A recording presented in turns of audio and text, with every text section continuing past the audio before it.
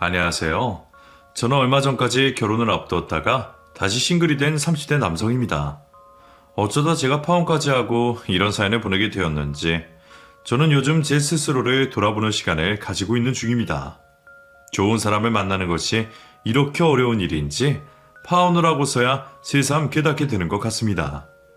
신중하다고 생각하고 제 앞가림 정도는 한다 싶었는데 그럼에도 결혼은 참 어려운 일인 것 같네요. 어쩌다 이 채널을 알게 되고 사연들을 들어보니 저 같은 분들이 적지 않은 듯한 것 같더군요.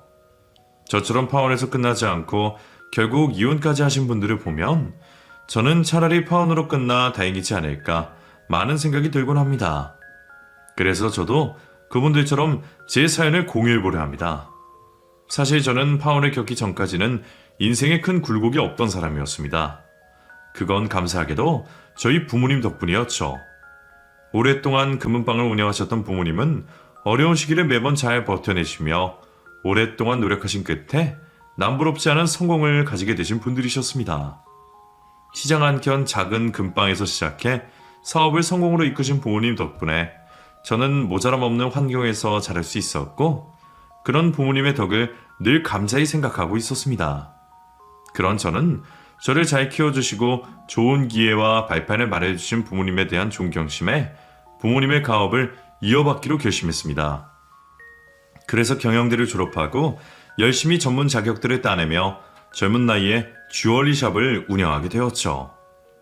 젊은 나이에 사업을 시작하였지만 부모님이 안 계셨다면 그렇게 쉽게 시작할 수 없었을 거라는 것을 저도 잘 알고 있었기에 저는 한 번도 자만하지 않았습니다. 오히려 부모님께 누가 되지 않으려 노력하면서 부모님의 가업을 이어받아 잘 키워내고 싶었죠. 저는 남들과 달리 안정적인 발판을 가지고 사업을 시작하였지만 그래서 더더욱 열심히 노력할 수밖에 없었습니다. 남들이 거저 얻은 행운이라고 생각하지 않게 하기 위해 제 스스로도 떳떳하기 위해 저는 무척 열심히 살아왔습니다. 남들이 여행 가고 즐길 시간에 저는 일을 붙잡고 있었고 늘 바쁘게 살 수밖에 없었죠. 그러다 보니 취미라고 할 것도 없었고 연애도 쉽지 않았습니다. 저도 이제 나이가 있으니 결혼 생각도 해야 했고 그래서 연애도 해봤었지만 이전에 만났던 여자친구들은 전부 저를 이해해주지 못했습니다. 늘 바쁘게 사는 저를 원망하고 제가 자신들보다 일이 더 중요한 사람이라며 자기들에게 희생하지 않는 것을 속상해했습니다. 저도 나름 시간을 빼서 챙기려고 했지만 그들이 원하는 것은 늘 그 이상이었습니다. 그러면서도 항상 비싼 선물과 고급 데이트들을 바라는 것을 보며 저는 여자들을 어려워하고 점점 결혼에 회의를 느끼기도 했었습니다. 하지만 그러던 중 한 여자를 만나고 저는 그제서야 제대로 된 결혼을 꿈꿀 수 있게 되었죠. 지인의 소개로 만나게 된 영지는 무척 예쁘고 착한 여자였습니다. 미스 코리아 대회에 출전했을 만큼 외모도 뛰어났고 예쁜 얼굴만큼이나 속이 깊고 착한 사람이었죠. 소개팅 날마저 늦었던 제게 타박 한 번 하지 않는 그녀를 보며 저는 금세 그녀에게 빠져들 수밖에 없었습니다. 그렇게 진지한 만남을 시작하게 되었던 저희는 연애를 하면서도 무척 잘 맞는 듯 했습니다. 영지는 바쁜 제 생활을 존중해 주었고 자기 스케줄을 저에게 맞추곤 했었습니다. 그럼에도 매번 시간을 많이 내지 못해 미안해하는 제게 성공하려면 바쁠 수밖에 없다며 오히려 저를 위로해주고 제가 바빠도 이해하며 응원해 주었죠. 다른 여자들과 다른 태도를 보며 저는 영지가 점점 더 좋아질 수밖에 없었고 비로소 전에 어떤 안정감을 느끼기도 했습니다. 여자들 마음을 충분히 헤아리지 못해 결혼이라는 건 늘 어렵게만 생각하던 저도 그런 영지와는 행복한 가정을 꾸리고 결혼 생활을 잘 해나갈 수 있을 것만 같았습니다. 게다가 여자친구는 화려한 외모와 달리 수수하고 겸손한 모습에 제 앞에서는 늘 꾸밈 없는 사람이었습니다. 제가 돈을 잘 번다고 해서 많은 것을 바라지도 않았고 오히려 제가 선물을 하고 여행을 가자고 할 때마다 매번 고마워하며 눈물을 보이던 사람이었죠. 영지는 경제력이나 형편은 좋지 않았지만 저는 오로지 여자친구의 착한 성품을 보며 결혼을 결심하게 되었습니다. 영지야, 우리 결혼할까? 나 영지 너라면 행복할 수 있을 것 같은데. 너는 어때? 결혼? 오빠 정말 나랑 결혼하고 싶어? 그럼 영지 너는 싫어? 나 별로야? 아니 그게 아니라 좀 걱정돼서. 사실 나 오빠에 비해서 잘난 거 하나 없잖아. 모아둔 돈도 한 푼 없고 지금 하고 있는 쇼핑몰도 적자인데 내가 지금 결혼을 어떻게 하겠어. 돈이 뭐가 중요해? 그리고 영지 네가 뭐가 잘난 게 없어? 너 모자란 거 하나도 없어. 이렇게 예쁘고 착한 여자를 누가 못났다 그래? 그리고 나를 이렇게 이해해주고 좋아해주는 사람은 영지 너밖에 없을 거야. 그래도 오빠 부모님은 그렇게 생각 안 하실 텐데. 나 결혼해도 되는 걸까? 우리 부모님 그런 욕심 있으신 분들 아니야. 그냥 우리 행복하면 그만이실걸? 그리고 우리 사이에 뭘 그런 걸 걱정해. 내가 다른 건 몰라도 너 돈 걱정하게는 안 할게. 그리고 지금 하는 일도 힘들면 그만둬도 돼. 어차피 결혼하면 임신도 해야 할 거고 아이들 키워놓고 나중에 나랑 같이 일해도 되는 거잖아? 물론 그건 천천히 상의해야 할 일이지만 아무튼 우리 결혼하는데 그런 부담은 가지지 마. 오빠 정말 고마워. 결국 저희는 1년의 연애 끝에 결혼을 약속하게 되었고 영지를 만나보신 부모님도 영지를 무척이나 예뻐하셨습니다. 그리고 그 후 저는 곧바로 예비 처가에 인사를 드리러 가게 되었죠. 사실 영지는 부모님이 일찍이 이혼을 하시고 어머니 밑에서 자랐었습니다. 장모님은 따님을 혼자 키우시기 위해 무척 애를 쓰셨고 그래서 모녀 관계가 아주 돈독하다고 들었었죠. 그렇게 따님을 잘 키워주신 장모님을 위해 저는 약속한 선물들까지 각별히 신경을 쓸 수밖에 없었습니다. 첫 만남이기에 과한 선물을 할 수는 없었지만 예쁜 꽃바구니와 여자친구가 골라준 명품 스카프를 사들고 가게 되었습니다. 젊은 나이에 사업을 꾸리며 다양한 사람들을 만났던 저였지만 결혼에 허락받기 위해 예비 장모님을 뵈러 가는 길은 무척이나 낯설고 긴장될 수밖에 없었습니다. 안녕하십니까? 저 영지랑 만나고 있는 장영훈이라고 합니다. 어머님, 처음 뵙겠습니다. 그래, 일단 들어와요. 생각보다 미온적인 반응에 저는 조금 당황스럽기도 했습니다. 아주 환대를 바란 것은 아니었지만 그래도 처음 보는 저를 장모님도 내심 반겨주실 거라 생각했으니까요. 그렇게 조금 당황스러운 마음으로 집으로 들어간 저는 분위기를 풀어보기 위해 곧장 선물을 건넸고 그제서야 조금 표정이 풀어지신 장모님을 볼 수 있었습니다. 어머님, 이거 별건 아니고 그냥 오기 죄송해서 약속한 선물을 마련했습니다. 마음에 드셨으면 좋겠네요. 꽃만 가져온 게 아니었어? 이게 뭐야? 이거 비싼 스카프네? 어머, 뭐하러 이런 걸 사왔어? 세상에 새고 온 거 좀 봐라. 너무 예쁘다. 엄마, 그거 내가 같이 골라준 거야. 엄마 취향에 딱있지? 그랬어? 역시 영진이가 보는 눈이 있다. 엄마랑 딱이다. 너무 마음에 들어? 엄마, 오빠한테도 고맙다 해야지. 오빠 선물이잖아. 그래, 자네한테도 고맙네. 잘 쓸게. 아닙니다. 마음에 드셔서 다행이에요. 영지가 잘 골랐네요. 어머님이랑 잘 어울리십니다. 그치? 잘 어울리지? 우리 영지가 워낙 센스가 있어. 얘는 어딜 가나 사랑받을 애라니까? 그래서 그런지 우리 영지 어릴 적부터 주변 엄마들이 영지를 며느리 삼겠다고 얼마나 탐을 내던지 옛날부터 난리도 아니었었어. 게다가 미스 코리아 되고 난 이후로는 여기저기서 선자리도 참 많이 들어왔었지. 그때 우리 딸이 너무 어려서 결혼은 아직 이르다 싶어서 다 거절했었는데 얼마나 대단한 집들에서 그랬던지 재벌 2세까지 우리 딸을 만나보겠다고 대시를 하고 그랬었다니까. 그때 그 남자가 영진한테 비싼 선물하고 그러지 않았었니? 엄마, 오빠 앞에서 왜 그런 얘기를 해? 뭐 어때? 더 지난 얘기인데. 자네 혹시 기분 나쁜 건 아니지? 나도 그냥 옛날 이야기 하는 거야. 예, 괜찮습니다. 그래, 우리 영지가 그때 의사, 변호사에 재벌 아들까지 쫓아다니는 바람에 귀찮아서 애 좀 먹었거든. 연락했던 사람 중에 연예인도 있었지 아마? 난 아직 우리 딸 시집 보낼 생각이 없는데 다들 왜들 그러는지. 멋대로 나를 찾아와서 장모님이라고 그러지를 않나, 선물을 갖다 주지 않나, 아주 난리였었어. 그때 아마 몇백만 원치는 받았을 거야, 그치? 그래서 솔직히 나는 영지가 내심 전문직 정도는 만날 줄 알았었는데. 예쁜 딸 자랑에 여념이 없던 장모님은 제 앞에서 영지에게 관심을 갖던 대단한 남자들 얘기를 하시더니 아무래도 저는 그 정도는 아니다 싶으신지 저를 탐탁치 않아 하셨습니다. 아, 엄마, 왜 자꾸 옛날 얘기를 해? 재벌 2세 의사, 그런 거 내가 싫다니까. 사람 배경 보고 결혼하는 것도 아니고, 사랑이 제일 중요하잖아. 그리고 우리 오빠도 대단한데 왜 그래? 웬만한 전문직보다는 우리 오빠가 더 잘 벌걸? 주얼리샵 운영하고 있는데 돈이 문제야? 그래? 자네 능력 좀 있나? 보석 팔아서 돈이 좀 되는 거야?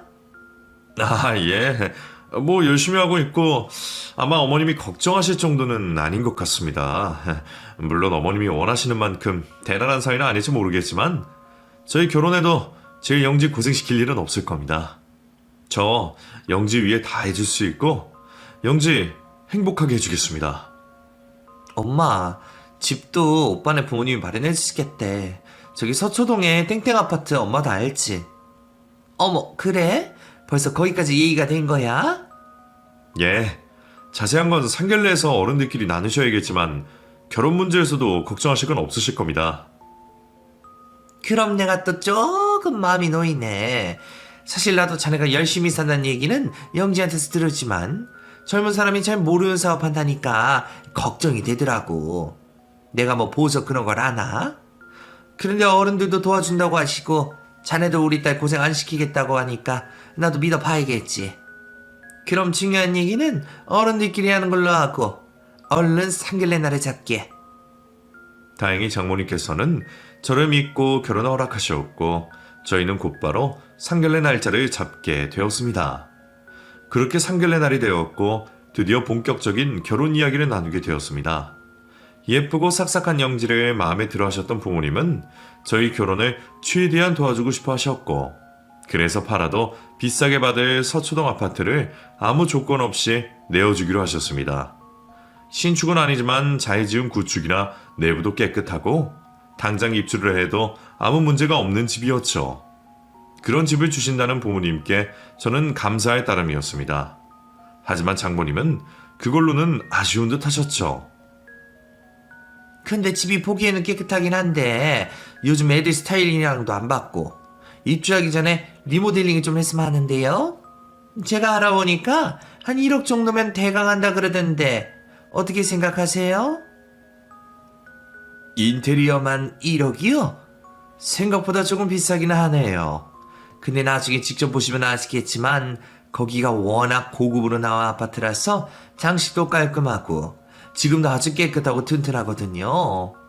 제 생각에는 벽지랑 바닥 정도만 하면 될 것 같은데 그건 별로신가요? 아무리 고급이라도 요즘 애들 취향에 맞아야죠. 저희 딸애가 워낙 자기처럼 예쁜 걸 좋아하거든요. 어차피 평생 살 집이면 미리 손을 보는 게 좀 낫지 않을까요? 예상하지 못한 리모델링 얘기에 부모님도 당황하시는 듯 하셨지만 이왕 해줄 거면 제대로 해주자며 장모님이 원하시는 대로 1억의 리모델링비까지 지원을 약속하셨어요.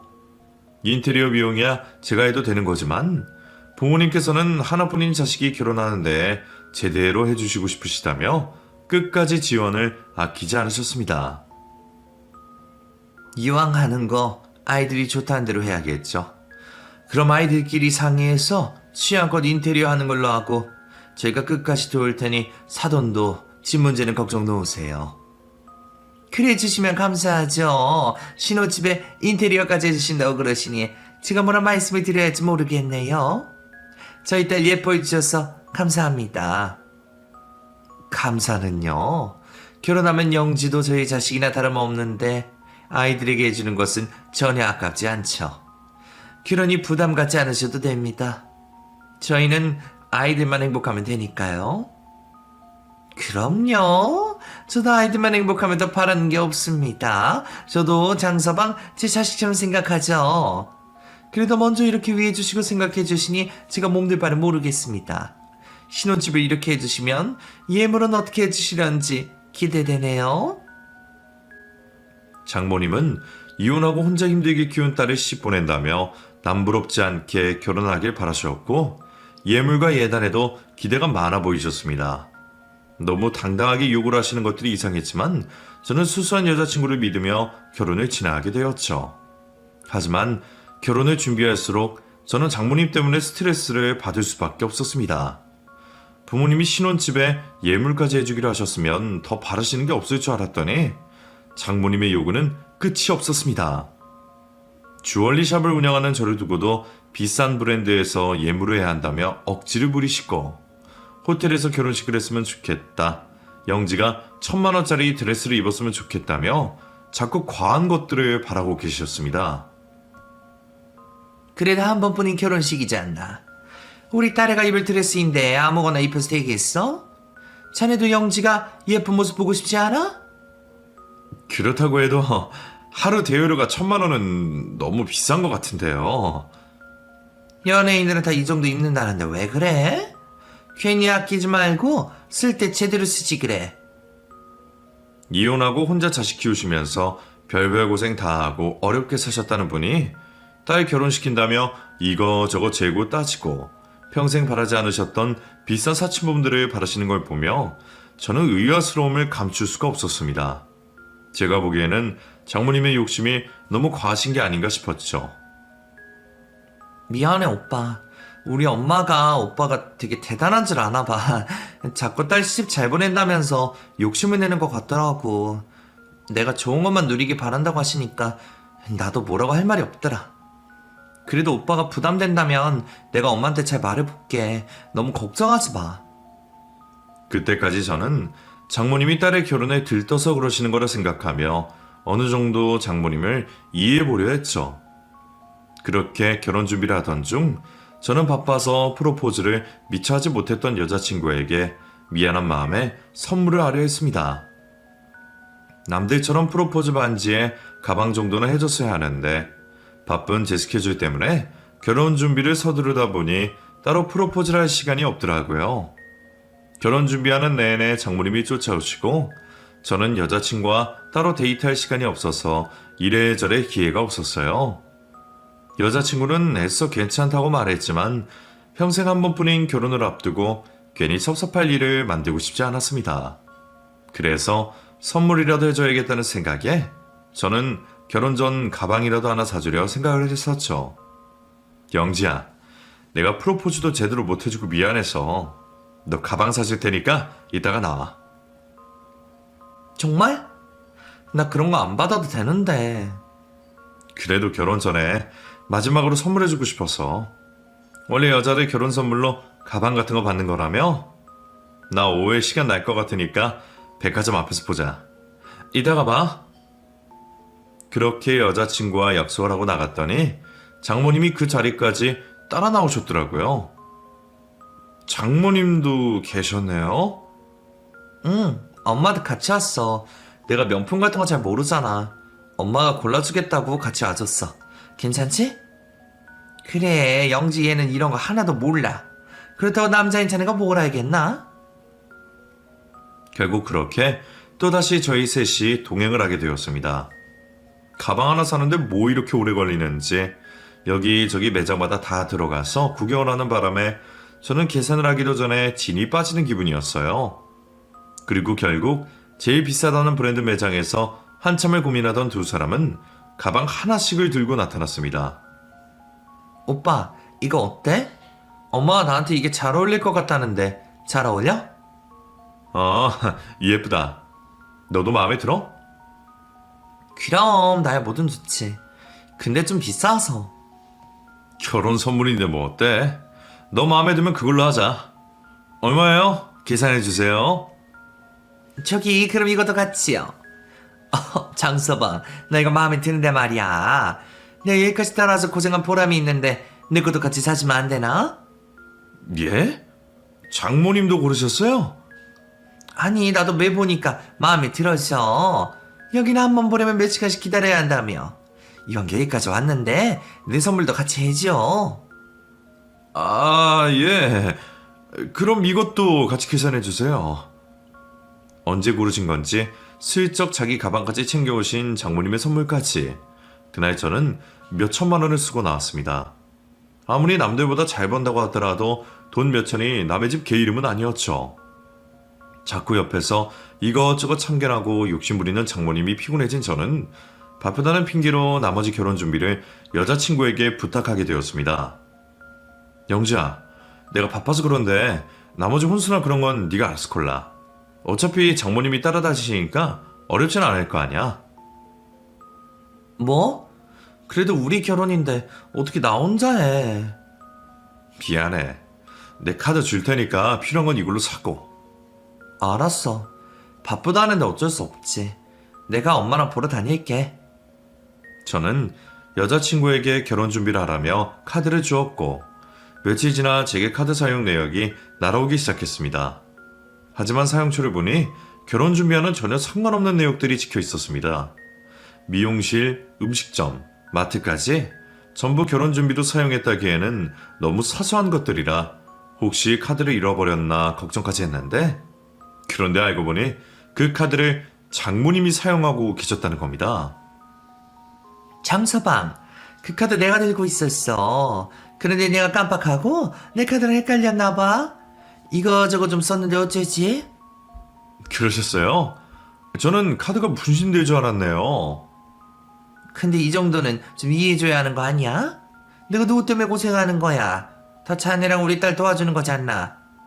아, 예, 그렇죠. 그럼 나 카드 마음 놓고 써도 되는 거지? 예, 그럼 계속 수고해주세요. 감사합니다, 장모님. 당당하게 계속 쓰겠다고 하는 것이 황당하기는 했지만 그래봤자 생활비로 얼마를 쓰겠냐며 저는 대수롭지 않게 생각했습니다. 그런데 점점 장모님의 씀씀이가 커지는 것을 보며 저는 결국 카드를 다시 받아올 수밖에 없었습니다. 그 집 살림을 제가 아주 모르는 것도 아닌데 매일 한우의 일식집에 평소에는 먹지 못할 비싼 것들만 골라서 먹고 다니고 갑자기 강남 미용실을 들락거리는 장모님을 보며 저는 쎄한 기분을 느꼈습니다. 제가 알던 여자친구와 비교되게 사치스러운 장모님을 보며 저는 점점 결혼의 확신을 잃어가고 있었죠. 그러던 중 얼마 뒤 거래처를 들리러 나왔던 제게 직원들의 다급한 전화가 걸려왔습니다. 대표님, 지금 좀 빨리 오셔야 할 것 같은데요. 제 대표님 장모님께서 샵으로 오셔서요. 뭐? 장모님이 거기 왜 오셨어? 글쎄요, 대표님은 찾지도 않으시고 이거저거 꺼내달라 하셔서 저희도 지금 난감하네요. 어떻게 하죠? 내가 지금 바로 갈 테니까 조금만 고생해줘. 괜히 미안해요. 예, 빨리 와주세요. 장모님이 연락도 없이 가게에 찾아와 이것저것 요구하신다며 당황스러워하는 직원의 전화를 받은 저는 거래처와의 업무도 서둘러 정리한 채 서둘러 샵으로 급히 들어갈 수밖에 없었습니다. 혹시나 싶어 가는 동안 장모님과 여자친구에게 전화를 걸어봤지만 아무도 받지는 않았습니다. 대체 왜 제게 연락도 없이 혼자 가게로 찾아오신 건지 의아스러웠지만 그때까지 저는 최대한 당황스러움을 가라앉히며 좋은 마음으로 생각하려 했습니다. 하지만 가게에 도착해 직원들과 실랑이 하고 있는 장모님의 모습을 본 순간 애써 침착하려 했던 저는 짜증이 날 수밖에 없었죠. 사모님, 이건 안 되세요. 이거 너무 고가라서요. 너희들, 내가 누군지 몰라서 이래? 나 너희들 대표 장모 될 사람이야. 너희 대표님이 나한테 이러는 거 보면 가만히 계시겠니? 장모님은 직원들 앞에서 저를 거들먹거리며 과도한 요구를 하고 있었습니다. 저희 부모님도 안 하실 그런 행동을 저를 내세워 장모님이 그러시는 것을 보며 가뜩이나 결혼에 대해 고민이 생겼던 저는 당황스러울 수밖에 없었죠. 저는 서둘러 샵으로 들어가 장모님을 말렸습니다. 장모님, 전화라도 주시지 여기까지 어떻게 오셨어요? 우리 장서방 왔어? 어떻게 오긴 지나가다 생각나서 들렀어. 그럼 연락이라도 주시죠. 저도 없었는데 뭐하고 계셨어요? 뭐 어떤가? 우리 사회 가게인데 언제라도 올 수 있는 거지. 요즘 내 목이 좀 허전해서 목걸이 하나 골라보려고? 안 그래도 잘하네 장서방. 이 직원들이 말이야 내가 이것 좀 꺼내달라는데 싫다 그러네. 근데 장모님, 그 목걸이는 좀 곤란해서요. 목걸이가 필요하시면 다른 적당한 것도 많은데 다른 걸 보시면 어떨까요? 왜? 이게 엄청 대단한 건가? 하긴 다이아가 예술이긴 하네. 이런 건 많이 비싼 건가? 장모님이 직원에게 꺼내놓으라며 실랑이를 벌이고 있던 목걸이는 다이아 가격만 10억이 되는 10kg짜리 고급 다이아 목걸이였습니다. 서울 아파트 한 채 가격과 맞먹는 고가의 목걸이였기에 아무리 장모님이라도 함부로 보여드리기가 어려운 물건이었죠. 장모님, 이게 10억도 넘는 거라서요. 다른 걸 추천해드릴 테니 이쪽으로 와보시겠어요? 회유를 하려는 저를 보며 장모님은 기분 나빠하셨습니다. 아니 이게 10억이든 20억이든 그래봤자 목걸이인 거지. 그냥 한 번만 좀 차보겠다니까. 내가 한번 차본다고 달아 없어지기라도 하나? 왜? 내가 사지도 못할 목걸이 차본다니까 기분이 나빠? 자네나 이렇게 기분 나쁘게 해도 되겠어? 사모님, 여기 사파이어와 다른 것들도 많이 준비되어 있습니다. 디자인적으로도 사모님께 어울리실 거예요. 너는 뭐야? 뭔데 어른들 얘기하는데 끼어들어? 너 그따위로 일하라고 배웠어? 만려하는 저 때문에 화가 많이 나셨는지 엄한 직원에게까지 화풀이 하시는 장모님 때문에 저는 결국 장모님께 10kg 다이아 목걸이를 내어드렸습니다. 김 실장, 장모님 걸어드리세요. 거봐, 대표님도 그러라고 하시지 않니? 장서방 걱정할 거 없어. 내가 설마 뭐 스크래치라도 낼까봐. 어머 이것 봐봐. 이래서 보석은 차봐야 하는 거야. 그냥 떡하니 놓여있을 때는 이게 10캐럿인지 뭔지 값어치가 안 보이더니 내가 해보니까 이제야 태가 나네. 어때 장서방? 나한테 잘 어울리지 않나? 예? 아니, 잘 어울리네요. 그럼 한번 해보셨으면 이제 풀을까요? 아니 장서방 왜 그렇게 성격이 급해? 이 목걸이가 비싸긴 비싼가 봐. 평소 통 크던 장서방이 이렇게 한다리네. 근데 아무리 봐도 이거 나랑 잘 어울리지 않아? 원래 이런 고가 물건들은 다 자기 주인 찾아가야 하는 법인데. 혹시나 싶어 서둘러 목걸이를 돌려받으려던 저는 목걸이를 탐내는 장모님의 얘기에 기가 막혔습니다. 장모님 경제 사정으로 보면 10억은커녕 당장 1,000만 원도 결제하기 어려우실 텐데 무려 10억이 넘는 그 목걸이를 갖고 싶어 하시는 장모님이 무슨 의중인지 저도 모르지 않았습니다. 이번에도 언제나처럼 제게 공짜로 바라고 계신 것이겠죠. 제가 이해할 만한 적당한 가격대라면 제가 직접 구매해서 드릴 수도 있겠지만 2천만 원도 아니고 무려 10억이 넘는 목걸이를 갖고 싶다며 눈치를 주시는 것을 보면서 저는 황당함에 무슨 말을 해야 할지 몰랐습니다.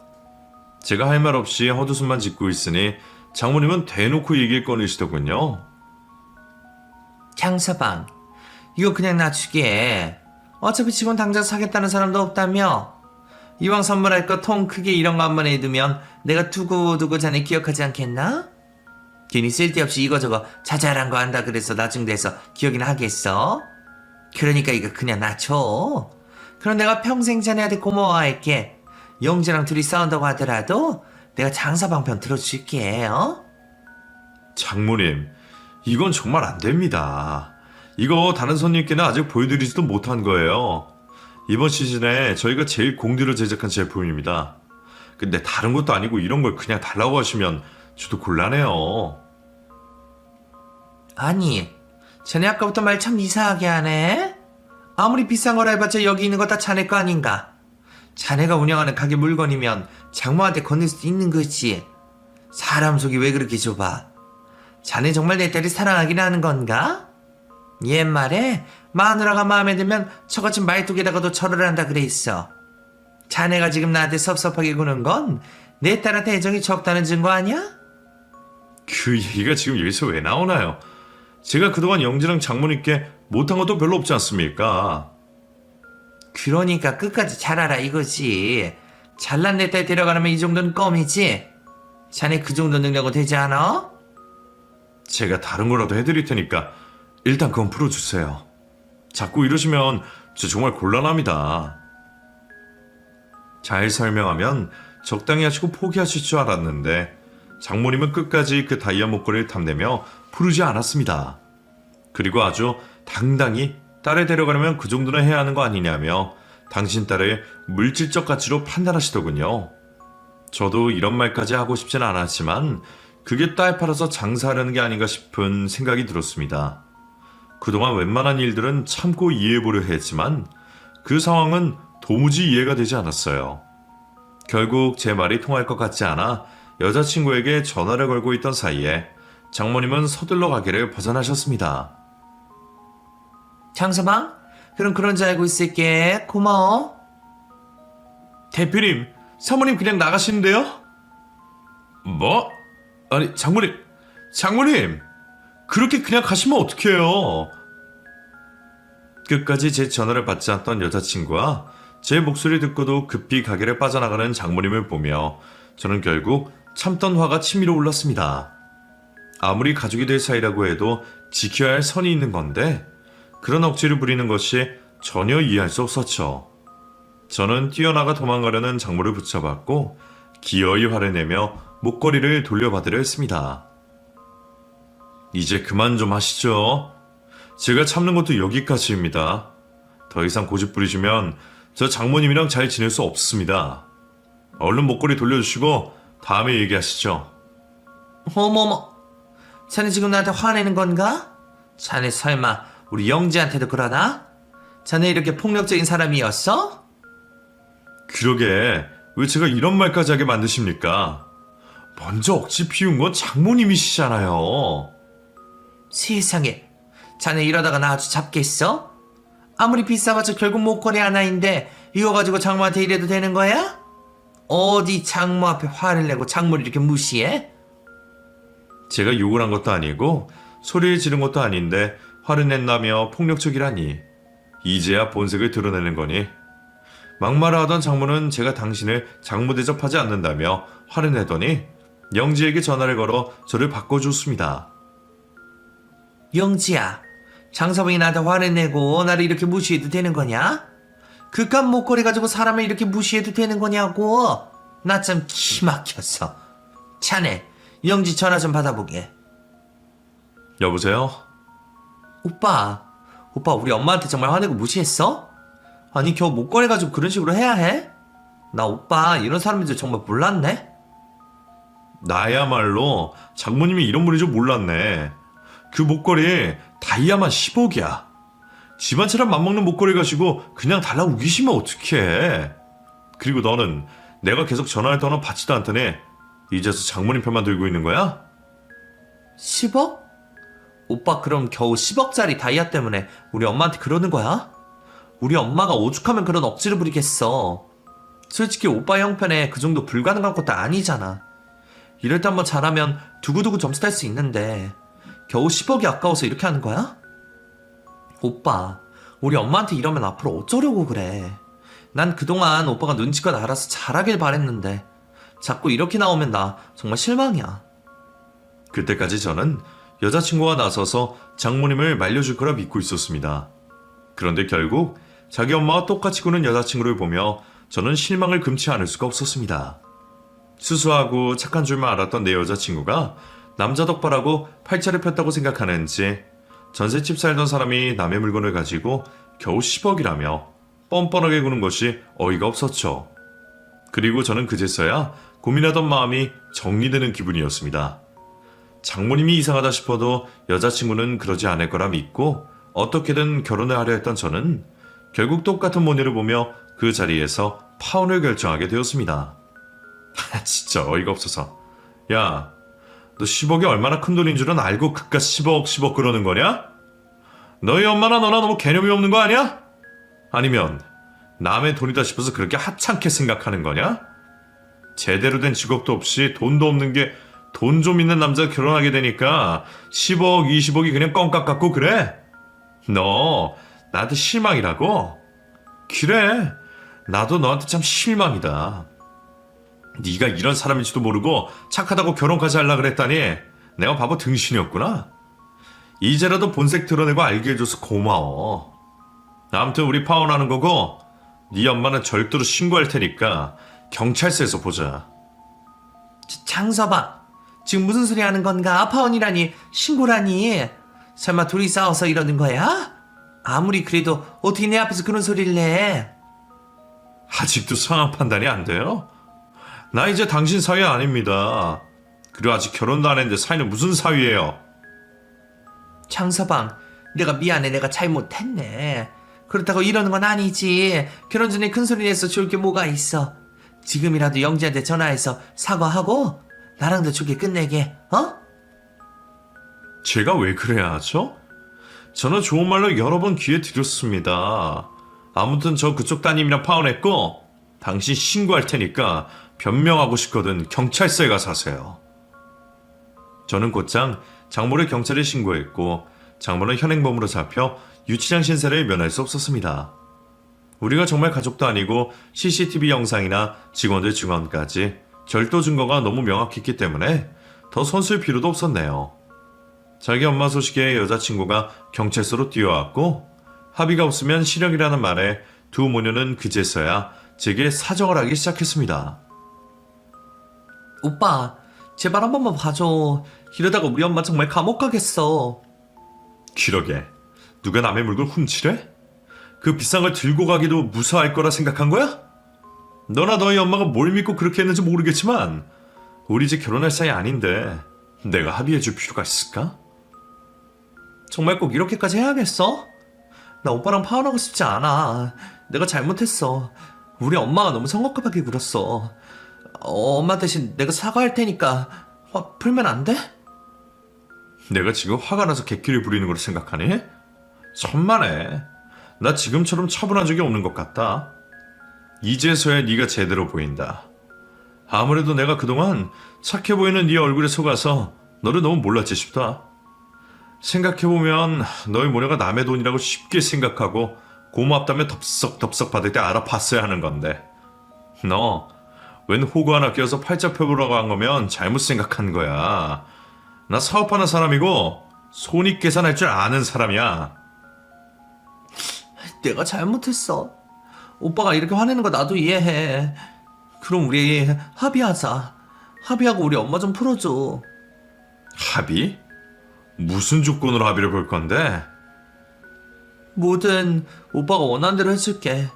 다시는 눈에 띄지 말라면 안 띄고 사과하려면 사과할게. 뭐야? 나한테는 성의를 보이라 그러더니 너는 겨우 말 몇 마디로 구제받고 싶은 거야? 합의를 하려면 제대로 해야지. 내가 그동안 결혼 준비하면서 너희 모녀에게 들었던 돈, 오늘 일로 벌어진 손해배상, 파혼하면서 계약 파기 위약금 전부 내면 나도 합의할게. 정확한 내용은 변호사 통해서 보낼 테니까 보고 연락해. 저는 끝까지 동정의 눈물로 호소하려는 여자친구를 떼어넣고 그 자리를 벗어났습니다. 그리고 변호사를 통해 합의서를 보냈죠. 마음 같아서는 그동안 데이트 비용까지 전부 청구하고 싶었지만 똑같은 수준이 되고 싶지 않아 변호사와 상의해 최대한 합리적인 선에서 합의금을 정리했습니다. 그 돈을 다 해봤자 신혼집 혼수 가격도 되지 않았지만 그 모녀는 그마저도 버겁다며 징징거리고만 있었습니다. 하지만 어쩌겠나요? 자기 엄마 감옥 보내지 않으려면 합의를 해야 했기에 결국 얼마 뒤 두 모녀는 합의금을 지불했고 저는 약속대로 고수를 취하해 주었습니다. 오빠, 우리 이제 정말 못 보는 거야? 정말 나 용서해줄 생각 없어? 나 이젠 정말 잘할 수 있어. 엄마도 이번 일로 반성 많이 했고 나 오빠한테 성의 보이려고 가지고 있던 명품들 다 팔아서 합의금 마련한 거야. 나 이제 정말 빈털털이라고. 그것들도 어차피 네가 번 돈으로 산 것도 아닐 거 아니야. 다 남자들이 사준 것들 아니야? 이제라도 그 사람들한테 고마워해. 그리고 이참에 너도 정신 차리고 새 인생 살아. 너도 이제 30인데 얼굴만 믿고 결혼하기에는 어렵지 않겠어? 그러니까 이제라도 힘들어 노력하고 제대로 된 인생 살아. 괜히 다른 남자 호구 잡아서 무임승차할 생각하지 말고. 그렇게 저의 결혼은 파혼으로 끝이 났습니다. 추접스럽게 끝이 나서 그런지 미련이나 아쉬움도 없더라고요. 그냥 이제라도 정신을 차려서 다행이구나. 이혼만은 면했구나 싶은 생각이었죠. 부모님은 자세한 내막까지는 모르시지만 제 성격을 아시기에 알아서 잘 결정했으리라 믿고 계십니다.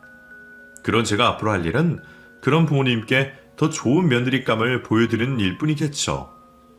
제 나이도 벌써 30이 훌쩍 넘었고 언제 어디서 좋은 사람을 만날 수 있을지 모르겠지만 그래도 이번 일을 계기로 사람 보는 눈을 좀 더 키울 수 있지 않을까 싶습니다. 그럼 앞으로도 열심히 살기를 약속드리며 제 이야기는 여기서 마치도록 하겠습니다. 감사합니다.